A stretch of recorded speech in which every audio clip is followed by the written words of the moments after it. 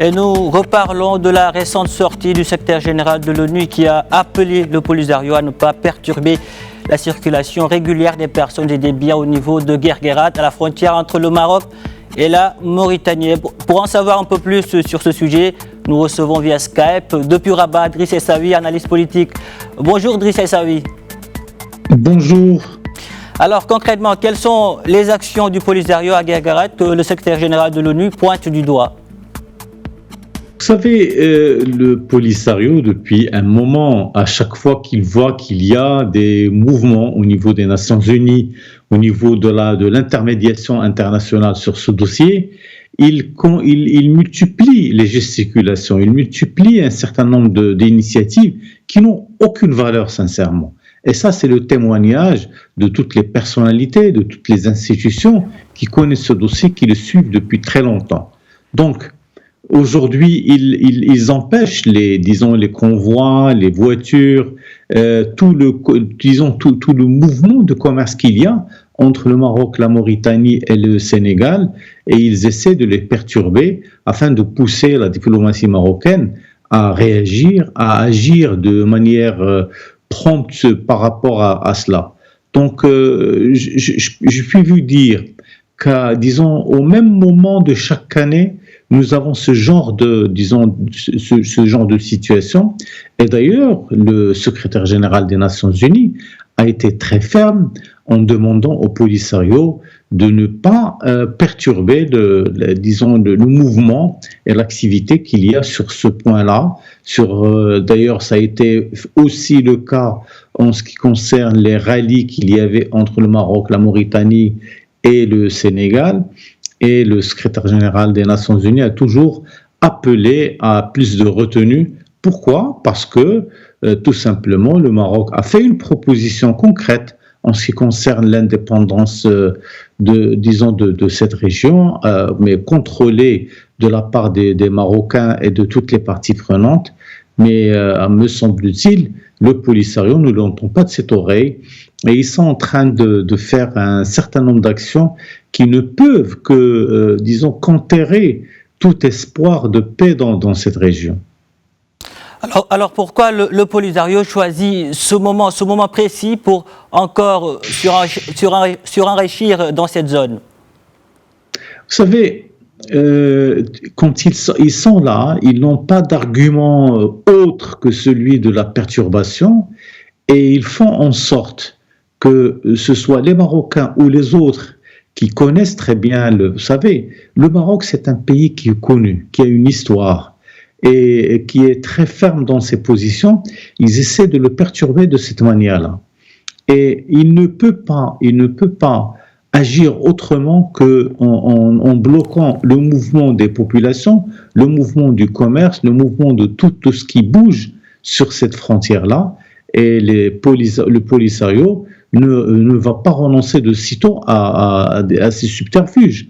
Et du coup, le Maroc fait en sorte d'abord de rester calme, deuxièmement d'être ferme sur ses positions et de réagir de la manière la plus adéquate possible pour faire en sorte que cette situation et particulièrement cette région soit la plus saine, la plus, que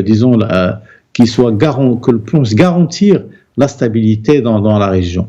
Donc, on n'est pas, c'est-à-dire que ce soit maintenant, que ce soit dans toutes les réunions du Conseil de sécurité des Nations Unies, c'est toujours la même façon de faire, la même façon d'agir. Et les Est-ce qu'il y a, Driss Essaoui, un agenda caché derrière ces agissements ? Oui, bien sûr. L'agenda caché, il est très clair. Ce que le Polisario essaie de prouver, d'abord, nous sommes là, nous sommes sur les frontières, nous allons réagir, nous allons, si vous ne prenez pas en considération notre présence, on va devoir déstabiliser tout cela. Et du coup, les Nations Unies qui ont la responsabilité du maintien de l'ordre dans cette région prennent leur initiative de manière très courageuse pour dire attention, ne faites pas ce que vous êtes en train de faire, c'est problématique et ça risque de l'être encore plus, ça risque de devenir un peu plus grave. Donc c'est pour cela que il n'y a pas de possibilité de sortir, sauf celle de s'assagir et de faire des actions qui ne peuvent que conduire qu'à des situations mutuellement avantageuses, mais surtout une situation où le Maroc, et toutes les parties de cette affaire puissent s'en sortir avec le minimum de dégâts. C'est ça le problème. Alors cet appel du secrétaire général est donc une condamnation ferme de ces activités? Ah oui, absolument. C'est-à-dire que le secrétaire général des Nations Unies a toujours eu ces appels-là. Il n'a jamais, c'est-à-dire il ne s'est jamais débité de cela. Il a toujours demandé à ce que le Polisario puisse rester là où il est, puisse ne pas, apporter une quelconque action qui mette en danger l'équilibre des forces au niveau de cette région-là. Donc, du coup, les Nations Unies sont contre toute situation de fait. Et c'est ce que le Maroc essaie d'éviter à chaque fois, c'est de faire en sorte que toute situation de fait soit sous le contrôle du Maroc ou sous le contrôle d'autres parties. Mais malheureusement, il faut le dire, la partie la plus intéressée dans cette histoire, c'est l'Algérie. L'Algérie qui fait de telle manière qu'on ne puisse pas atteindre une situation d'équilibre, qu'on ne puisse pas avoir de possibilité de débat sur ce sujet.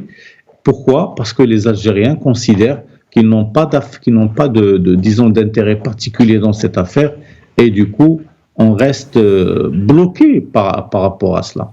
Il n'y a pas de réalité, il n'y a pas de moyen d'agir sauf celui de s'impliquer directement dans la construction de la paix dans la région. Et quel est l'intérêt pour les autres partis, Driss Essaoui? Vous savez, les autres partis, il n'y en a pas beaucoup. Il y a l'Algérie, il y a leurs protégés, le Polisario, qui sont là, et ils essayent de toutes les manières, à chaque fois qu'ils le peuvent, de perturber la situation, d'apporter la contradiction de la manière la plus claire, la plus possible, pour pousser le Maroc à reconnaître le fait accompli, celui du Polisario qui est là, dans une situation complètement anachronique, et pour le pousser à reconnaître la présence du Polisario. Le Maroc n'a jamais évité de discuter, le Polisario ou autre. Il dit que nous sommes dans notre territoire. Si quelqu'un veut discuter, il est le bienvenu, mais il faut respecter un certain nombre de règles. Et c'est ce que le Polisario ne fait pas. Et Driss Essaoui, aujourd'hui, en quoi ces actions peuvent perturber le processus en cours? Mais écoutez, quand vous avez un transport de marchandises, quand vous avez par exemple des manifestations sportives, quand vous avez des gens qui ont l'habitude de traverser ces frontières de la manière avec beaucoup de quiétude, et qui se retrouvent devant des forces armées qui les empêchent de rouler, écoutez, on est vraiment dans une situation qui n'est pas acceptable, que personne ne peut accepter, et que le simple business n'a pas de possibilité de réussir. Donc, le Maroc est là, il assume ses responsabilités de maintien de l'ordre, de maintien de la paix, et il ne peut pas permettre au Polisario de jouer les troubles-faits à chaque fois que cela lui semble utile. Mais il joue le trouble-fait, pourquoi? Pour pousser les membres des Nations Unies à se dire « Ah, il y a une partie au niveau de ce territoire qui n'est pas contente, qui n'est pas d'accord, et ils espèrent qu'à travers ces actions-là, on va faire pression sur la partie marocaine pour accepter les choses que les Algériens ou le Polisario ont envie de faire, à savoir pousser le Maroc à faire des négociations sur ses propres territoires, sur son propre terrain. Et ça, le Maroc ne l'acceptera jamais. Et je pense que les parties prenantes et tous ceux qui sont concernés par cette affaire le savent très bien. Driss Essaoui, merci d'avoir répondu à nos questions. Je rappelle que vous êtes analyste politique.